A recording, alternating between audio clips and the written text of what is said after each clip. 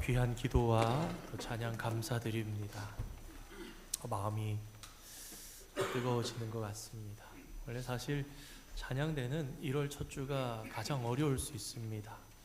목도 송령, 기도 송령, 축도 송령 바뀌고 그래서 좀 긴장될 수도 있는데 또 뜨거운 찬양을 통해서 우리의 가슴도 뜨거워지게 오늘 예배 열심히 하나님 기뻐하시는 예배로 최선을 다해서 드려서 하나님의 기쁨 되는 저와 여러분 되기를 축복합니다. 페르시아에 한 통치자가 있었습니다.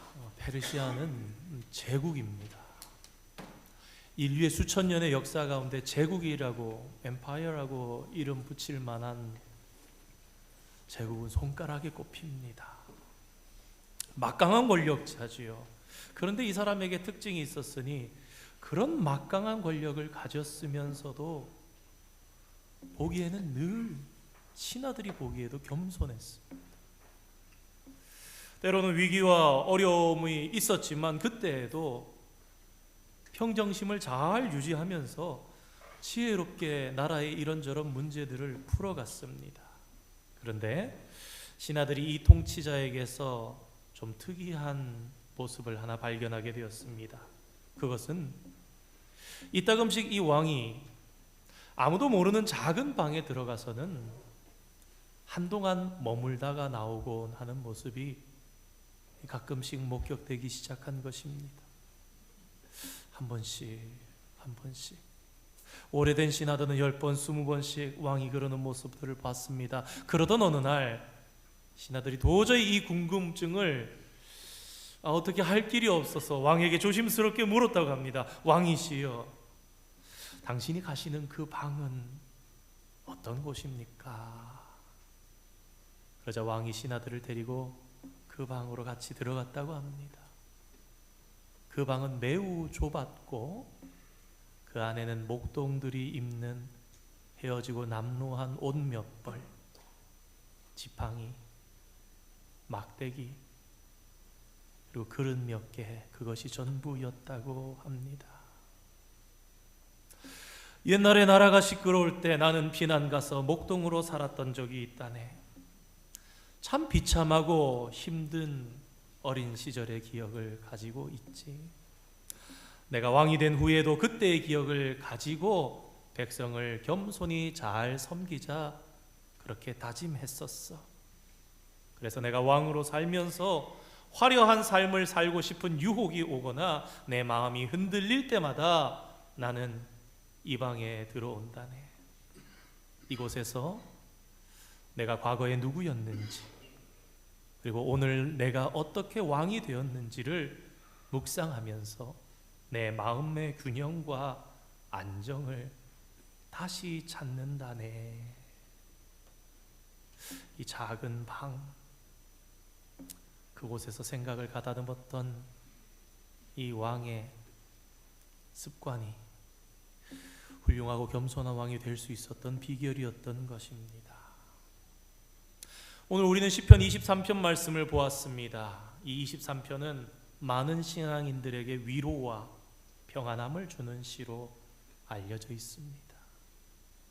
그런데 이 23편의 시는 다윗이 인생의 후반에 기록한 시입니다.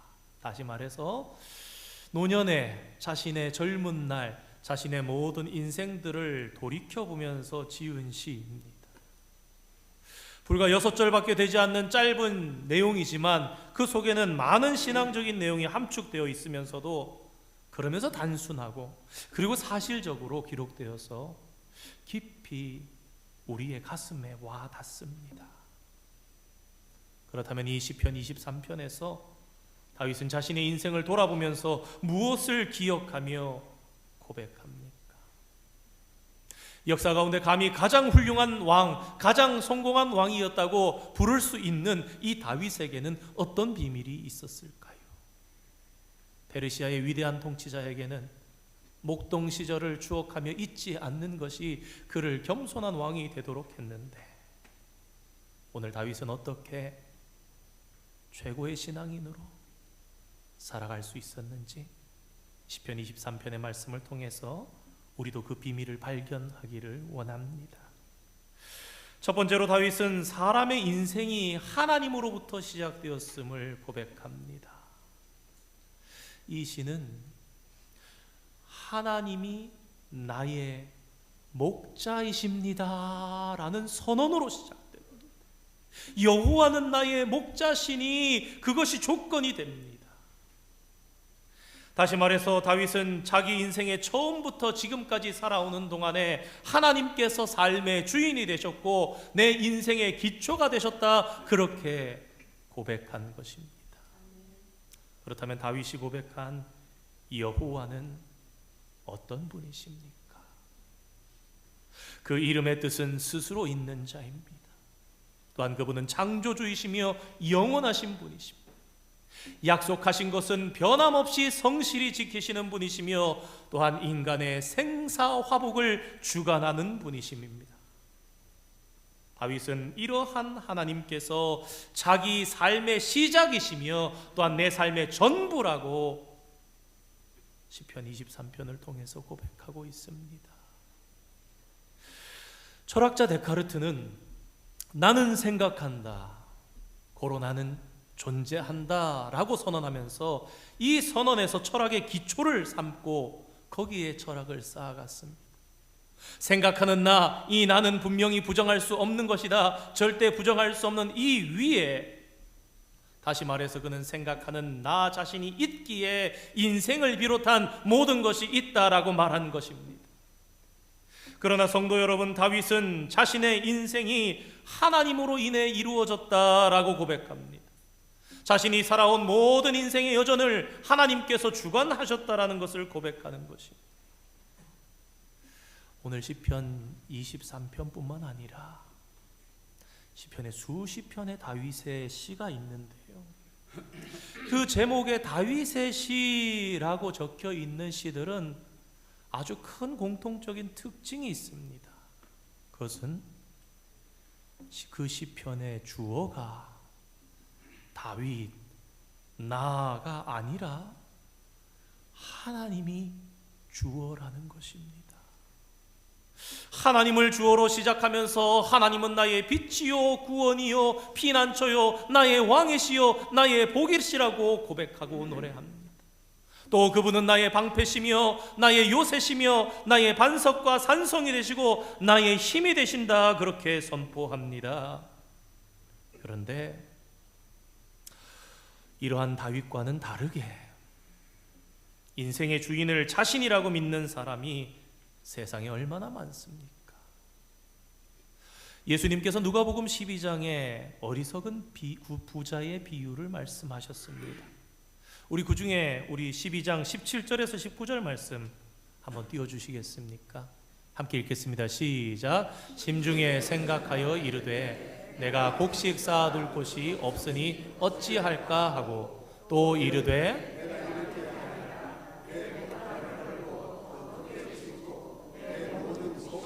물건을 거기 쌓아두리라. 또 내가 내 영혼에게 이르되 영혼아 여러 해 쓸 물건을 많이 쌓아두었으니 평안히 쉬고 먹고 마시고 즐거워하자 하리라 하되. 아멘. 이 사람은 짧은 3절의 말씀 안에서 무려 6번이나 내가, 내라고 말하면서 자신은 무엇이든지 할 수 있고 자기 뜻대로 만들 수 있는 것처럼 말합니다. 그리고 심지어 물질로 자기 영혼까지도 행복하게 할 수 있다, 그렇게 믿고 있는 것이 드러납니다. 그런데 이 부자를 향해서 주님께서 말씀하십니다. 어리석은 자여, 오늘 밤에 내 영혼을 도로 찾으리니 그러면 내가 준비한 것이 누구의 것이 되겠느냐. 성경은 자기 인생이 자기 마음대로 되는 줄 생각하는 사람을 어리석은 자다, 그렇게 말씀합니다. 우리 시편 14편 1절 말씀 한번 읽어볼까요? 읽겠습니다. 시작. 어리석은 자는 그의 마음에 이르기를 하나님이 없다 하는도다. 그들은 부패하고 그 행실이 가증하니. 하나님이 주인이라고 고백하지 않으면 누가 그 인생의 주인이 된단 말입니까? 내가 인생의 주인임을 생각하고 살아가는 순간 그 인생은 사단이 주관하는 인생이 됩니다. 우리 시편 49편 14절 말씀도 한번 읽어보겠습니다. 읽겠습니다. 시작. 그들은 양같이 스올에 두기로 작정되었으니 사망이 그들의 목자일 것이라. 정직한 자들이 아침에 그들을 다스리리니 그들의 아름다움은 소멸하고 스올이 그들의 거처가 되리라. 아멘. 사망이 그들의 목자가 되고 스올이, 다시 말해 지옥이 자신들이 거할 땅이 된다. 누가? 자기 스스로가 주인이라 생각하는 자들. 이처럼 인생의 불행은 다른 곳에서 오는 것이 아닙니다. 우리 모든 인생의 불행은 어디서부터 시작되느냐? 하나님이 자기 삶의 시작임을 알지 못하는 데서 비롯된다는 것을 기억하시기 바랍니다. 우리는 다윗처럼 내 인생의 시작이 하나님께 있고 하나님이 내 목자가 되신다고 고백하는 그런 견고한 인생, 무너지지 않는 인생 되기를 소망합니다. 그러므로 이제 우리의 생각과 언어를 바꾸어야 하겠습니다. 2025년에 이렇게 한번 다짐해 보시면 어떨까 합니다. 다윗이 수십 편의 시편에서 내가라고 자기가 주어가 되었던 적이 없었던 것처럼 이 한 해 우리 삶의 주어가 하나님이 되신다면 어떻겠습니까? 이전과는 다른 축복, 이전과는 다른 삶을 저와 여러분이 살아갈 수 있지 않겠습니까? 사랑하는 성도 여러분, 하나님이 내 삶의 출발점이 되어야 합니다. 하나님께서 나를 위해 존재하시는 것이 아니라 바로 내가 하나님을 위해 존재하는 삶을 살아갈 때에 비로소 우리는 형통하게 되는 것입니다. 그러므로 사랑하는 성도 여러분, 하나님이 인도하시는 길을 걸어가시기 바랍니다. 주님을 우리 삶의 주인으로 섬기시기를 바랍니다. 2025년 한 해 주님이 원하시는 그 길을 믿음으로 따라가는 성도님들 되시기를 주님의 이름으로 축원드립니다. 두 번째로 생각해 볼 것은 다윗은 하나님께서 자신의 목자이셨다고 고백한 것입니다. 다윗은 하나님이 자신의 목자이고 그 속에 들어있는 또 다른 고백은 자신은 하나님의 양이라는 것이었습니다. 그는 그것을 분명히 알고 있었습니다. 앞서서 어리석은 자는 세 절에 6번이나 나는 했지만 이 짧은 6절의 시편에 다윗은 하나님이 나의 주님이셨다는 표현을 직간접적으로 14번을 고백합니다. 다윗은 자기의 목자 되신 하나님께서 자신을 위해서 무엇을 주셨는지 지식적으로 알 뿐만 아니라 체험을 통해서 알았고, 체험을 통해서 자기가 하나님의 양이라는 사실을 철저하게 확실하게 깨달았습니다. 여러분, 관계는요 체험을 통해서 깊어져 가는 것입니다. 우리가 성도의 사귐을 하면요, 아 저분 참 좋은 것 같아, 아 저분 참 뜨겁게 예배드리셔, 사귐을 합니다. 같이 기도를 해보고 예배를 해보고 한결같으셔, 변함이 없으셔, 아니 더 깊어지시네, 더 뜨겁게 기도하시네, 더 열심히 예배하시네. 그럴 때 우리는 그 관계를 더 깊이 더 뜨겁게 해가길 원합니다. 왜냐하면 체험을 통해서 그분을 더 알고 그 성도의 교제, 성도의 관계에 하나님 부어주시는 축복을 체험하기 때문에. 예수님께서 세상의 구주시라는 것, 그리고 예수님께서 내 구주시라는 것, 이 두 가지는 매우 비슷한 것 같으면서도 사실 양쪽이 크게 다릅니다. 내 구주라고 할 때는 하나님과의 특별한 관계, 그 속에서 자신이 누구인지를 아는 것입니다.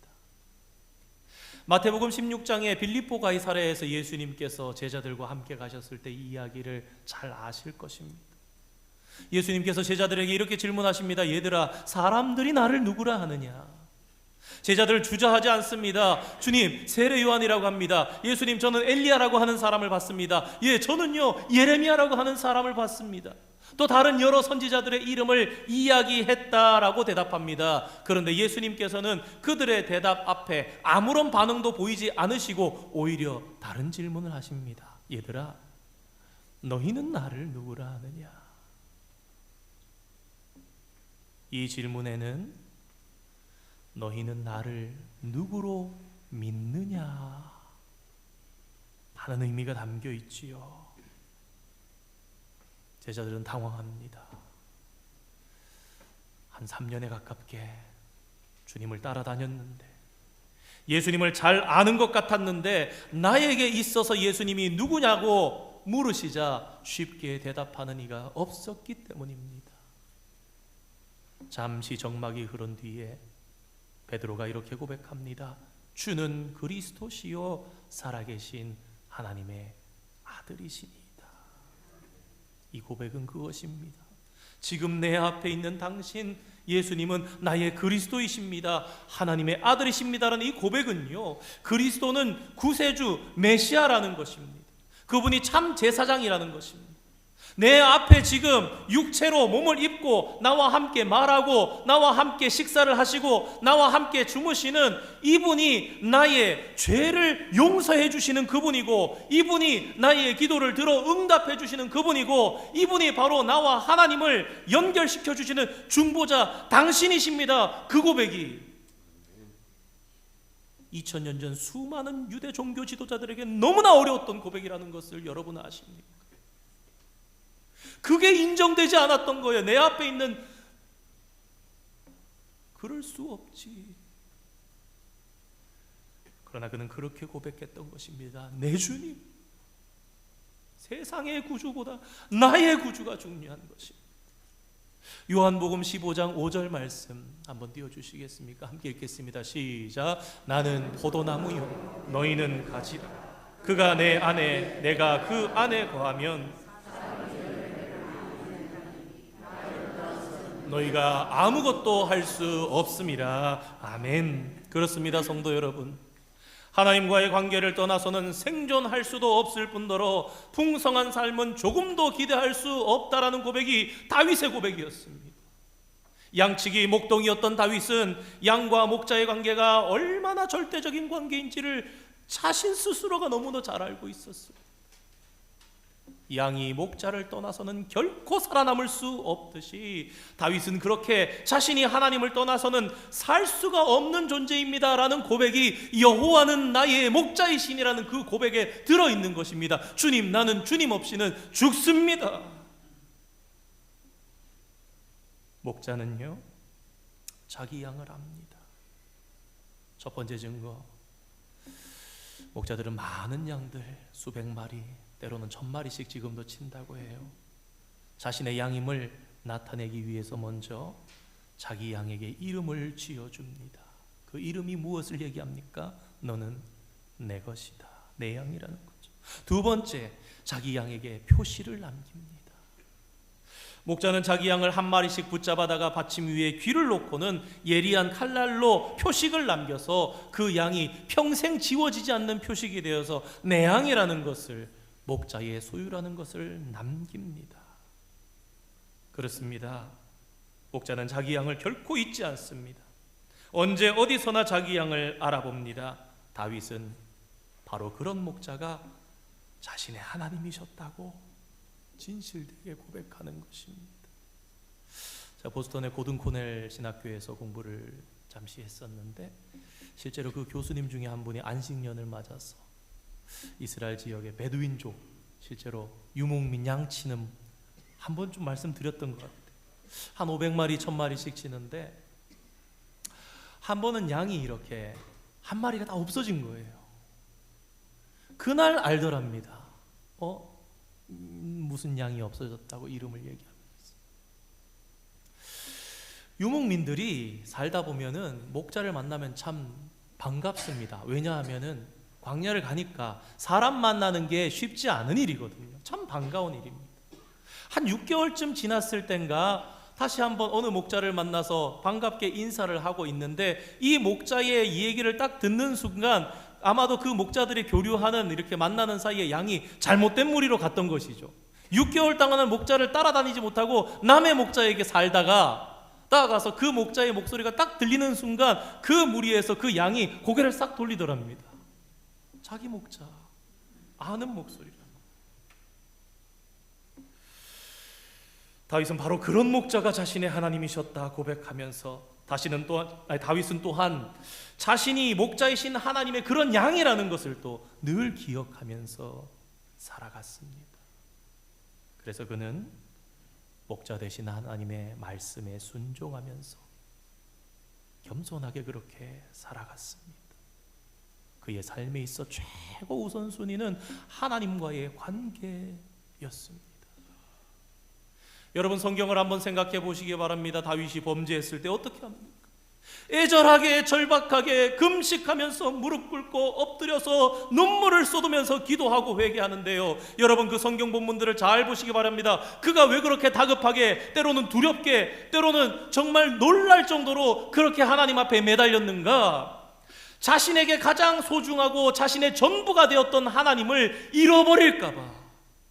주님께서 나를 내치시면 나는 아무것도 아닌 것이 되는데 주님 나를 버리시면 나 어떻게 되나? 그 두려움 속에 절박하게 회개하며 주님을 붙잡았다라는 것을 우리는 성경을 깊이 통찰해 볼 때 알게 됩니다. 그렇게 그는 하나님과의 관계를 온전하게 회복하기를 갈망했고, 그는 평생을 하나님만을 절대적으로 의지하면서 살았습니다. 사랑하는 성도 여러분, 저와 여러분은 양입니다. 우리는 호랑이 아니고 늑대 아닙니다. 스스로 살아갈 수가 없습니다. 언제나 하나님을 의지하며 하나님과 동행하는 삶을 살아야만 합니다. 내가 가고 싶은 길이 아니라 주님의 길로 가야 합니다. 우리 사무엘하를 보면은 다윗이 수많은 전쟁에서 승리를 거둔 장수 아닙니까? 100번 전투하면 한 번도 진 적이 없이 이겼습니다. 그런데 하나님 앞에서 늘 자기를 낮추고 자신은 하나님의 양이라고 고백합니다. 물론 세상 밖에는 하나님이 내 목자이신 줄 모르는 사람도 있습니다만 뭐 그런 거 의미가 없으니까 하나님을 목자로 알지만, 그런데요, 내가 그분의 양인지는 모른 채로 모든 것을 다 알고 모든 것을 다 할 수 있다고 자기 뜻대로 자기 마음대로 살아가는 사람이 의외로 얼마나 많은지 모릅니다. 그 결과는 무엇입니까? 자신도 모르는 사이에 교만입니다. 모든 것을 자신이 판단하려 하고 자신의 힘으로 인생을 살아간다고 착각합니다. 그런데 교만은 그의 말과 그의 행동과 그의 자세에서뿐만 아니라 예배하는 모습에서도 묻어나옵니다. 그런데 이 교만이라는 게 참 특이한 점이 있습니다. 자기 자신은 교만한지 모른다는 것입니다. 다른 사람들이 다 저 사람 교만하구나라는 걸 다 알고 나서 제일 마지막에 자기가 깨닫는 것이 교만입니다. 그러나 다윗은 순간순간 하나님을 의지하면서 살아갔습니다. 다윗이 지은 많은 시편은 그가 외로울 때나 위험할 때나 고통 중에 있을 때나 삶의 어떤 순간이었든지 하나님 앞에 나아갔던 다윗의 마음과 모습을 우리에게 너무나 잘 보여줍니다. 사랑하는 성도 여러분, 오늘 다윗처럼 여호와는 나의 목자시니, 여호와는 나의 목자시니라는 고백을 수시로 선언하며 고백하는 이 2025년 새해가 되기를 소망합니다. 우리가 삶 가운데 고백할 때마다 우리 마음이 새로워지고 우리가 겸손해지고 내가 양임을 기억하게 되고 주님이 나의 참 목자이심을 고백하는 그러한 축복이 저와 여러분에게 펼쳐질 것입니다. 마지막으로 생각해 볼 것, 다윗은 자신의 인생이 하나님 앞에서 부족함이 없었다고 고백한다라는 것입니다. 그런데 여러분 한번 잘 생각해 보시기 바랍니다. 다윗만큼이나 인생의 결핍, 인생의 부족함이 겪어지면서 체험되면서 살았던 사람도 사실 잘 없습니다. 역대기 성경과 열왕기 성경이 다르지만 혹 7째, 혹 8째라고 나오죠. 말째.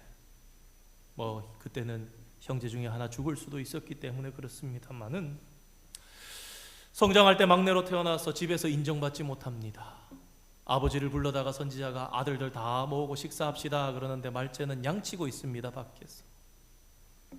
그는 10년 이상 방황하면서 도망다니는 신세가 되었었습니다. 거할 곳이 없어서 동굴에서 지내야 했습니다. 왕이 된 후에도 자녀들이 서로 다투며 죽이는 모습을 보아야 했습니다. 심지어 그가 가장 사랑한 자녀에 의해서 쫓겨나서 도망다니는 신세가 되었고 마침내 그 아들까지도 잃어버리는 일을 겪었습니다. 그런데 다윗은 오늘 부족함이 없다 노래했습니다. 어찌입니까? 하나님께서 그의 목자가 되어 주셨기 때문입니다. 결핍투성이었던 인생 다윗이 하나님을 목자로 선포하고 나서 자신의 인생에는 부족함이 없었다 그렇게 외치는 이유가 무엇입니까? 그것은 그가 양과 목자의 관계를 너무나 잘 알고 있기 때문입니다. 양이라는 동물이 그렇답니다. 결핍의 동물 그 자체랍니다.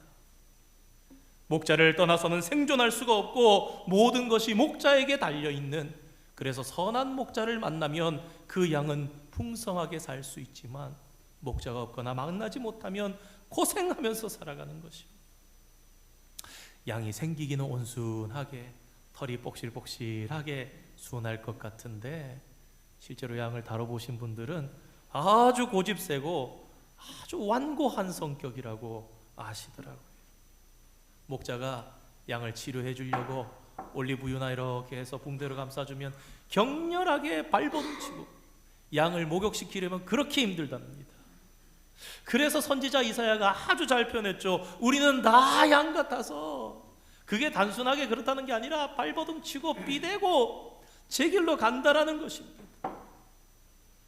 다윗은 자신의 목자 되신 하나님께서 자신에게 무엇을 해주셨는지를 열거합니다. 하나님은 선한 목자가 되어주셨습니다. 하나님은 나를 보호해 주셨습니다. 하나님께서 나를 보호해 주지 않으셨다면 저는 음침한 골짜기 낭떠러지에 떨어져 벌써 죽었든 맹수에게 잡혀 먹었을 것이 분명합니다. 그러나 그런 나를 하나님께서 인도해 주셨습니다.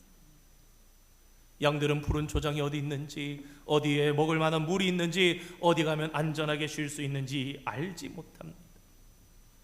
그러나 목자는 때로는 양들을 골짜기로 인도할지언정, 그러나 결국에는 그 골짜기를 통해서 푸른 초장이 있는 곳으로 인도하고 양이 가야 할 곳을 알고 머물 곳으로 인도하는 것입니다. 다윗은 노년의 인생에 자신의 인생을 돌아보면서 수많은 죽음과 두려움에 직면했었지만 하나님께서 다윗의 삶을 인도하셔서 그가 왕이 되도록 이끄셨구나라는 것을 고백합니다.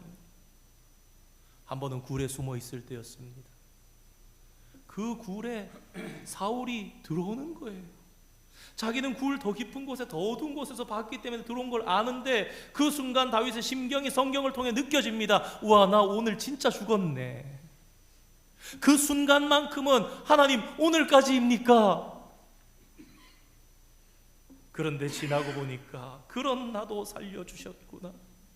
그러면서 모든 것을 목자 되신 하나님께서 채워주시고 풍족하게 하셨구나. 그러므로 하나님이 나의 목자가 되십니다 라는 그의 고백 안에는 내 모든 것은 하나님께 있습니다 라는 뜻이 담겨 있는 것입니다. 우리 송구영신 예배 때도 봤었는데 우리 요한복음 10장 10절 말씀 다시 한번 볼까요? 뒷부분에 내가 온 것은 둘째 줄 끝부분 읽겠습니다. 시작. 내가 온 것은 양으로 생명을 얻게 하고 더 풍성히 얻게 하려는 것이라. 아멘. 생명을 주시고 생명만 주실 뿐 아니라 내가 너를 더 풍성하게 하겠다. 주님을 내 목자로 인정하고 사는 사람의 삶에는 부족함이 없는 것입니다.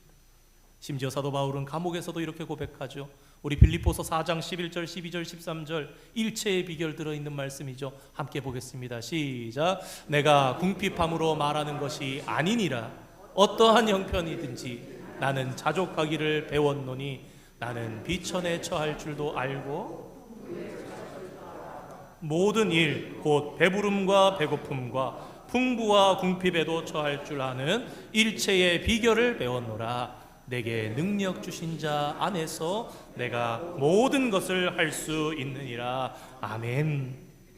모세는 가나안 땅을 목전에 두고 마지막 설교를 하면서 하나님께서 40년 동안 광야 생활하면서 부족함 없이 이끌어 주셨다는 사실을 신명기 2장 7절에 말씀합니다. 내 하나님 여호와께서 내가 하는 모든 일에 내게 복을 주시고 내가 이 큰 광야에 두루 다님을 알고 내 하나님 여호와께서 이 40년 동안을 너와 함께 하셨으므로 내게 부족함이 없었느니라. 사랑하는 성도 여러분, 우리가 만족할 수 있는 이유가 무엇입니까?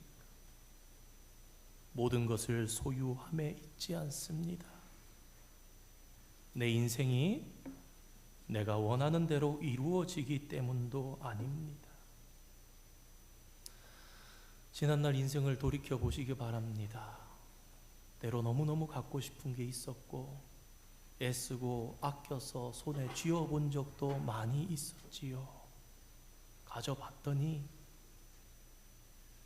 괜히 가졌나 싶었던 것도 많았고 불과 며칠 되지도 않아서 내 눈에 잘 안 들어오고 있으나 없으나 매 한 가지구나 느꼈던 것들도 얼마나 많이 스쳐 지나갔습니까?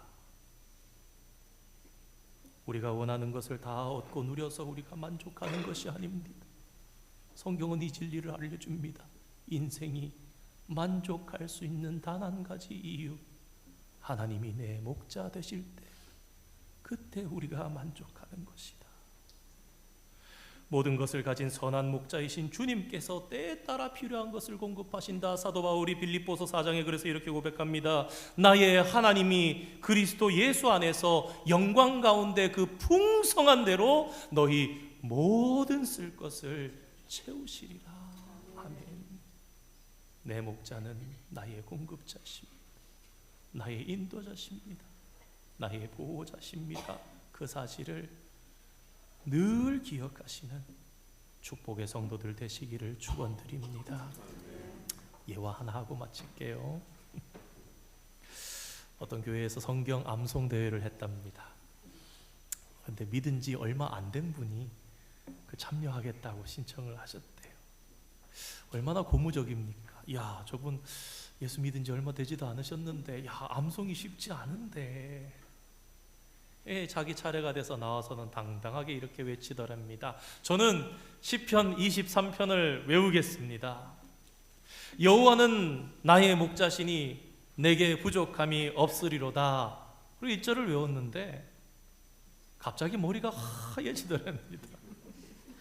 아무 생각이 나질 않고 순간 당황했던 그는 아마 속으로 1절을 다시 한번 하면 2절의 첫 구절이 탁 이렇게 여러 번 연습했을 테니까 나오지 않을까 그러면서 다시 시작하겠습니다. 그리고 여호와는 나의 목자시니 내게 부족함이 없으리로다 하면서 마음을 가다듬어 봤는데 그래도 여전히 그 다음이 생각이 도무지 나질 않더라고요. 매우 당황하면서 그래도 이분이 용기가 좀 있으신 분인 것 같아요. 또다시 시작하는 거. 얼굴이 시뻘겋게 달아올랐지만 또 다시 하는 겁니다. 1절 여호와는 나의 목자시니 내게 부족함이 없으리로다. 그렇게 1절 말씀만 4번 5번 반복을 하면서 막 이렇게 당황을 하다 그런 모습을 봤는데 그러다가 이분이 마음속에 깨달아지는 이런 깨달음이 있었답니다. 그렇지, 여호와 하나님이 내 목자가 되시는데 나에게 부족한 게 뭐가 있겠는가 그런 생각이 들더래요. 그래서 아주 용기 있으신 분 같아요. 1절을 외웁니다. 여호와는 나의 목자시니 내게 부족함이 아무것도 없습니다. 그래서 저는 더 이상 외울 필요가 없습니다. 여호와는 나의 목자이십니다. 그러고 내려갔답니다. 우리는 결핍의 세상을 살아가고 있습니다. 부족한 것들이 참 많은 것만 같습니다. 어려움도 위험도 고난도 우리 인생 가운데 계속 일어납니다. 그러나 사랑하는 성도 여러분, 주님이 내 목자가 되실 때 나는 부족함이 없는 인생을 살게 되고, 바로 그 인생을 살게 하신 분이 하나님이시라는 다윗의 고백, 여러분 성경 속에 다윗의 고백으로 두지 마시기 바랍니다. 그 고백이 저와 여러분의 고백. 세상의 왕이었던 한 페르시아의 왕은 목동 시절에 남루한 옷과 그릇과 이런 것들도 겸손하게 살게 했는데, 하나님의 말씀, 여호와는 나의 목자시다, 나는 그분의 양이다, 이 사실을 우리가 되뇌일 때에 우리는 그 사람보다 훨씬 더 하나님 앞에 가치 있는 사람 되고도 남지 않겠습니까? 그러한 믿음의 고백, 그 속에서 하나님 부어주시는 은혜를 체험하시면서 믿음으로 담대하게 인생길을 걸어가시는 2025년을 열어가시는 모든 성도님들 되시기를 주님의 이름으로 축원드립니다. 기도하겠습니다. 하나님 감사합니다. 2025년 새해를 허락해 주시고 첫 주일 예배를 하나님께 올려드리며 베풀어 주시는 말씀 속에서 참된 인생의 비결을 깨닫게 하시니 감사합니다. 그렇습니다. 하나님, 내가 주인이 아닙니다. 저희는 호랑이도 아니고 사자도 아닙니다. 아무것도 할 수 없고 씻어준 데도 삐대는 양일 뿐임을 하나님 앞에 고백합니다. 하나님만이 우리의 목자가 되어 주시사 마실 물도 주시고 쉴 만한 곳으로 인도하시며 신선한 꼴로 우리를 채워 주시옵소서. 우리에게 생명 주시고 더 풍성하게 하시는 분이 하나님이심을 기억하게 하여 주시옵소서. 그래서 다윗이 노년에 고백했던 그 고백이 오늘 우리의 뜨거운 체험이 담긴 고백되게 축복하여 주시옵소서. 예수님의 이름으로 기도드립니다. 아멘.